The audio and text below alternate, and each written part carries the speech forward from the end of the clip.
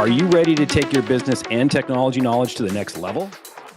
Hi, everyone, and welcome to the next episode of One Step Beyond Cyber.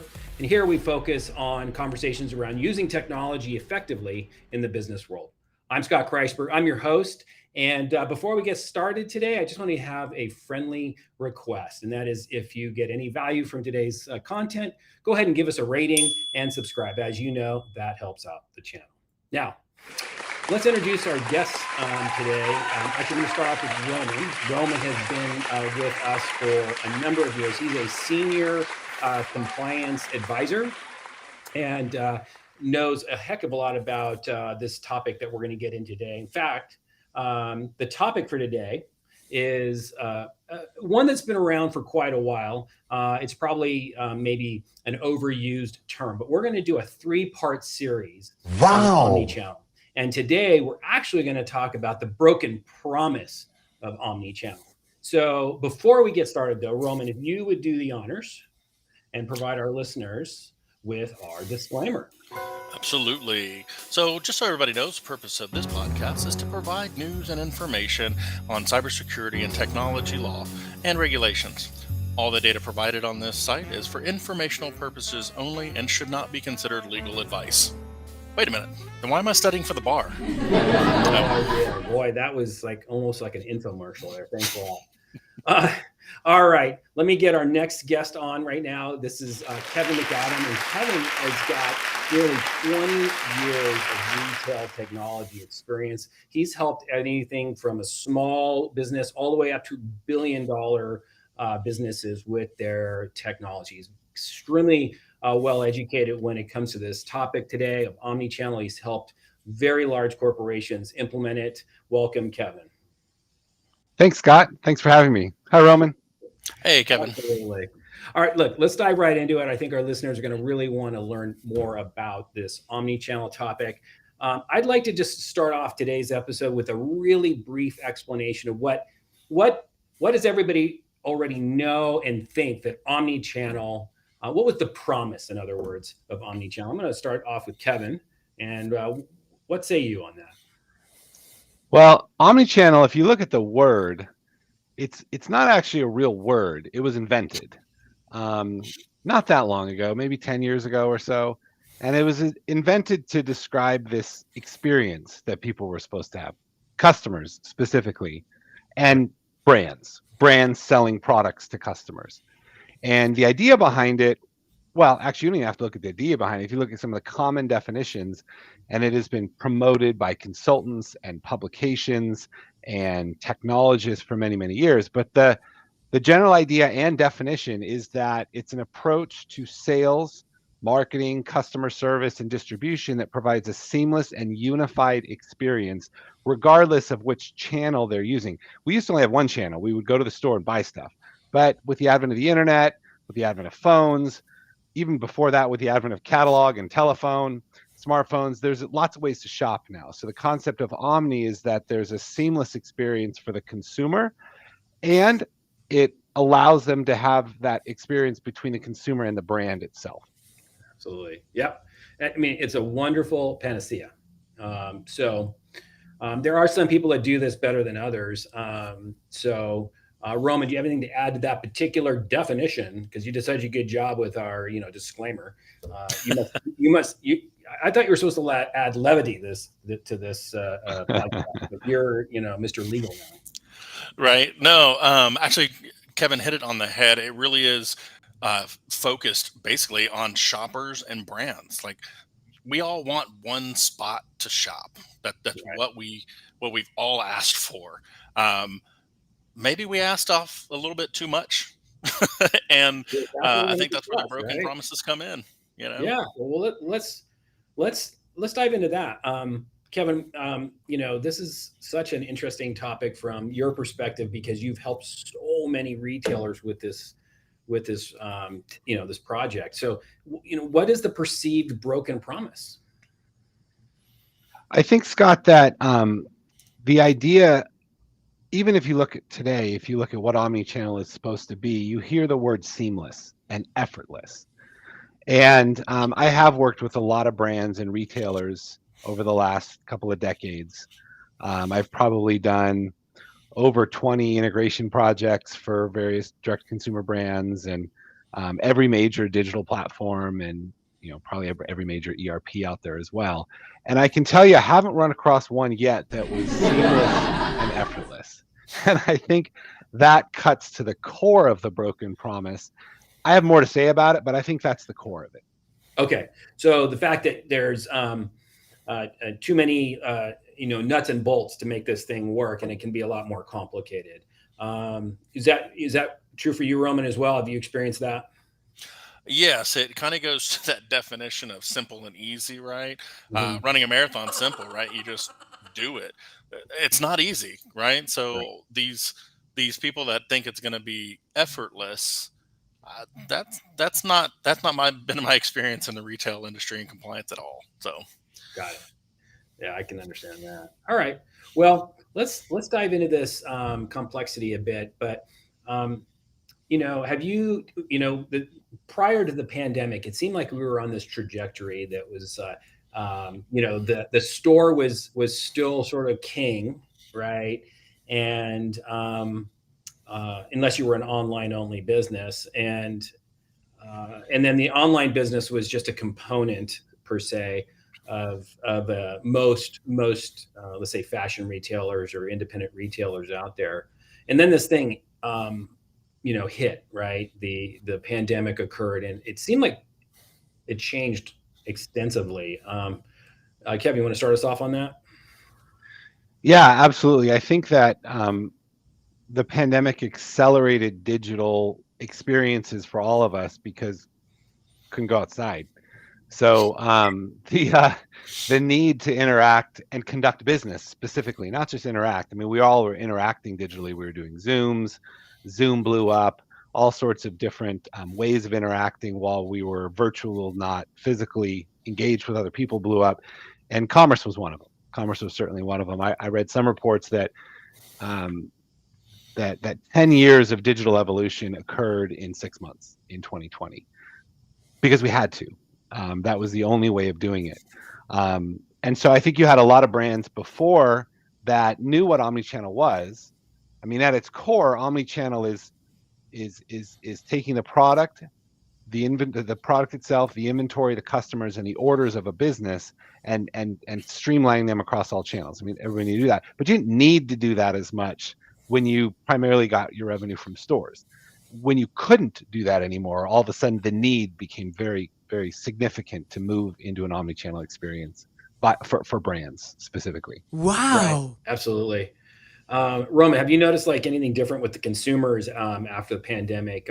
Are they back to considering the store the primary source, or has this post-pandemic evolution stuck? Honestly, it varies. I think between industry and industry. One of the things that I noticed mostly is from that pre-pandemic to pandemic, not necessarily post, but to pandemic, is the need for uh, compliance and security. And I say compliance before security is because nobody was thinking about it. And then all of a sudden, we almost doubled in like malware attempts from 2019 to 2020. I mean, that's huge. Anything you have that almost doubles, and within a year is insane. So the need for that has changed, and it's actually continued to grow since then. So the omni-channel uh, retailers and e-tailers need to look out for that, because while we as consumers we still want that one-stop shop, but we want it to be safe, right? And so that's kind of what I've seen between pre-pandemic and either pandemic or post-pandemic is still the necessity for us to feel safe buying online rather than going into the store. Yeah, Do you mind if I add on to that yeah, real yeah. quick, Scott? No, So it's very interesting that Roman said that, because I said one of the 4 key things of omnichannel in terms of the data that needs to be all over the place is customers. And you're right. I mean, we saw brands that all of a sudden were doing business online because they had to, but they weren't. That's the broken promise of omnichannel. It's not easy. It's not seamless. And so they were cutting corners, and you saw breaches going up, and customer data information being released, and to the point where the regulators started coming down pretty hard on people because so much customer data was being breached because of just sloppy integrations. Because like I said, omnichannel isn't necessarily, it's achievable, but it's not necessarily seamless and easy, and it definitely provided a huge security gap. Yeah, absolutely. In fact, that is a great um, transition into my next question for you, Kevin. Is you know working with many retailers over the years, have you seen that retailers were bolting onto, let's say, a legacy system, right? And because of that bolting on component, um, you know, could have possibly caused some exposures, like you were sharing there, Roman, as well. Or were you seeing more of the, like, you know what, let's scrap this and start from scratch?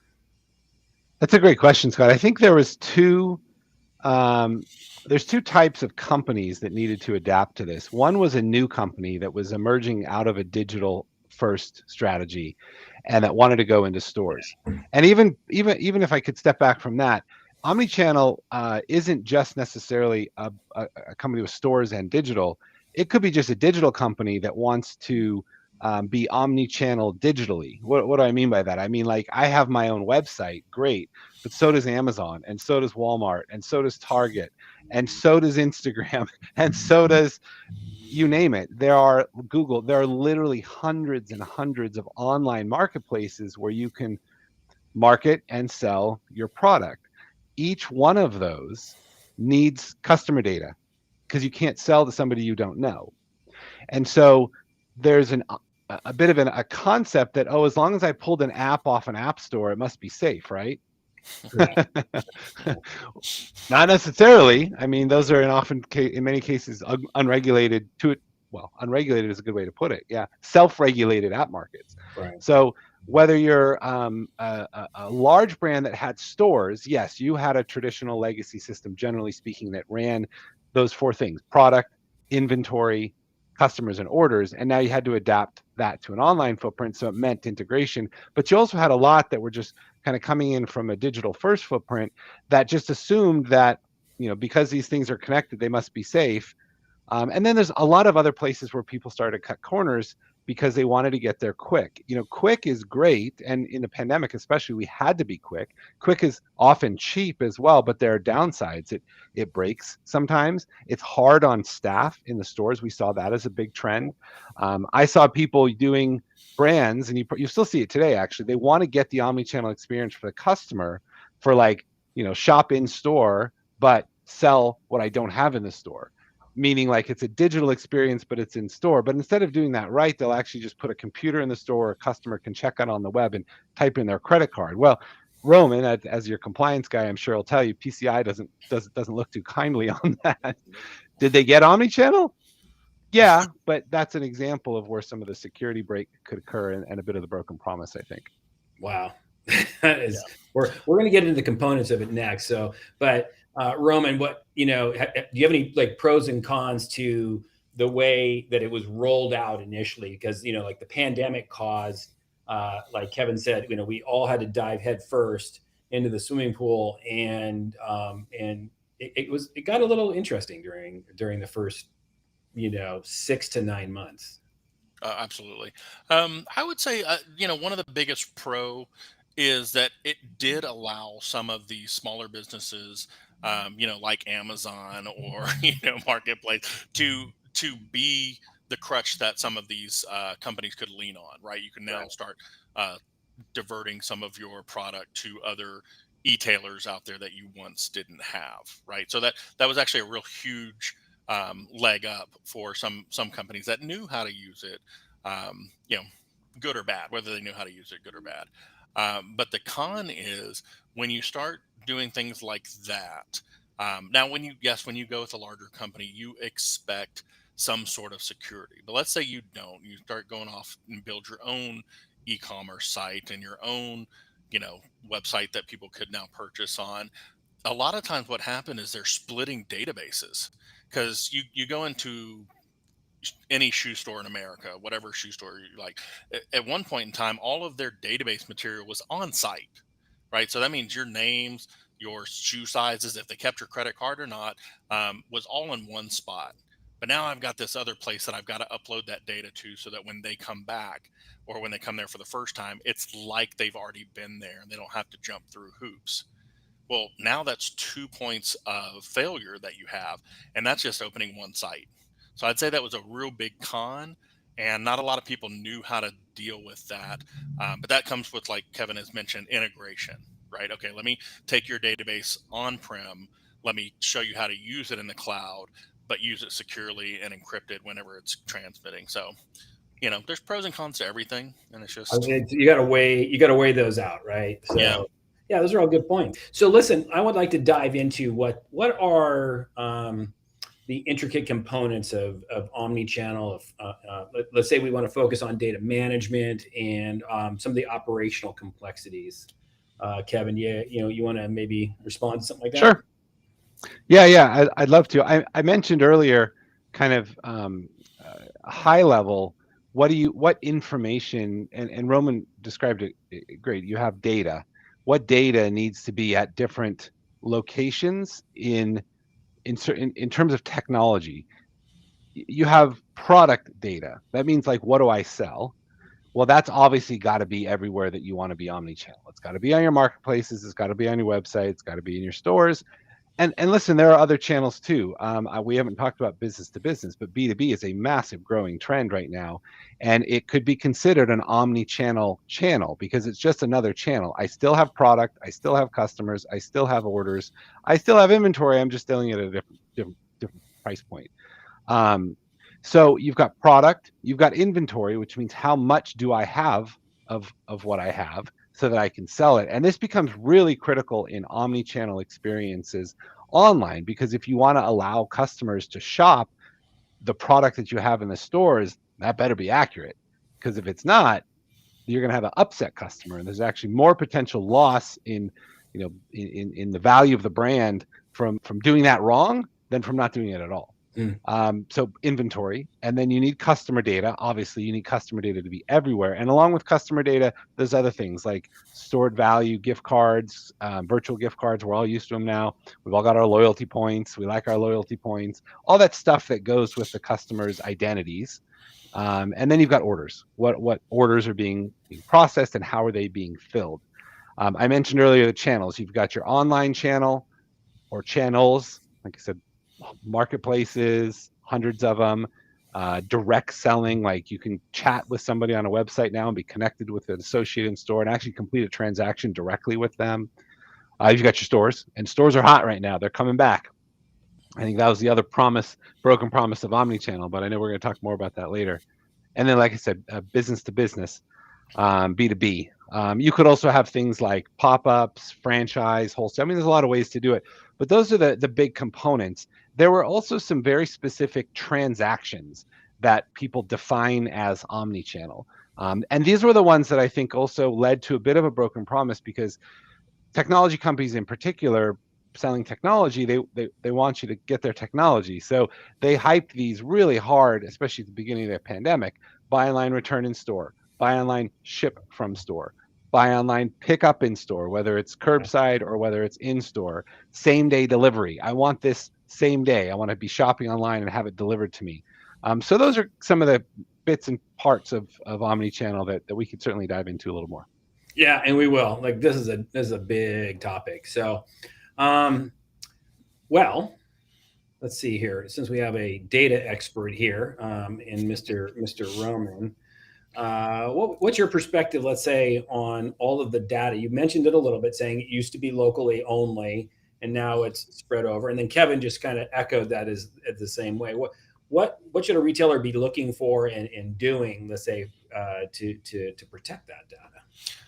Well, there's quite a bit actually that they need to do to protect it. You have data in transit, you have data at rest, right? So those are for your cyber, uh, you know, criminals, bad guys, bad actors, whatever you want to call them. They're trying to get data, right? Like that's their goal. There's actually been an uptick of encrypted malware, not for the purpose of extortion, but just to do it. I mean, it's insane. That's bad guys are bad. Just the thrill of it, huh? Wow. Yeah, yeah, and They got too much time on their hands. exactly. So you have those two pieces, but then you also have something else that comes into to play, which helps or could help the bad guys win. And what that is say my name was Michael, but I go by Mike, or maybe I go by my middle name Trey. And so if I go into a store, and I've been going to any pharmacy USA for years and years, and I'm picking up my prescription, and they know me by Mike. But then I have to put in Michael online because it's asking for a full name. Now I have two bits of data that don't match in the database, same person. So if somebody then goes and types in Michael and tries to steal my prescription or get my information, well, it might not match the original database, but now your online database is, I don't want to say corrupted because that's not the right word, but it's askew. So do you have a database manager that goes through there and checks that stuff? Hey, is Michael, really supposed to be Mike? Or so you have certain things that aren't consistent. Your inconsistencies between data need to be addressed. I pay with one credit card in the store. I used another credit card online, right? So are they stored at the store? Is that stored online? These are all valid questions for database administration and for your data to be consistent everywhere. Because if you start, the more you start doing it, oh, I'm going by Mike. Sometimes I go by Michael. Sometimes I go by my middle name. You're literally just giving all of these ingresses to anybody that wants to try and steal your identity or steal product, or heaven forbid, do an email compromise on a business, or literally break in through a system because now they know you go by Mike instead of Michael when you're at work. Right. Little things like that for your database is huge for any retailer, any e-tailer. Got it. And that's what I saw. Yeah, that's a lot to consider when you're doing this. Yeah. So Kevin, is there any risks or rewards, let's say, for the concept of, say, buying online and then picking up in the store, that sort of model, or is that pretty straightforward nowadays? I wouldn't say it's straightforward at all, Scott. Yeah, there's certainly risks. This is part of that, the broken promise that it was all going to be easy. And I keep talking about this, but I want to reiterate, omnichannel is achievable. It absolutely is. It's just not necessarily, like Roman said, running a marathon is also achievable. It doesn't mean I'm going to go do it tomorrow. It takes work. It takes work and effort. And I think there's pros and cons of, taking a more manual approach, or, having systems that are not properly integrated versus doing omnichannel right with the integration.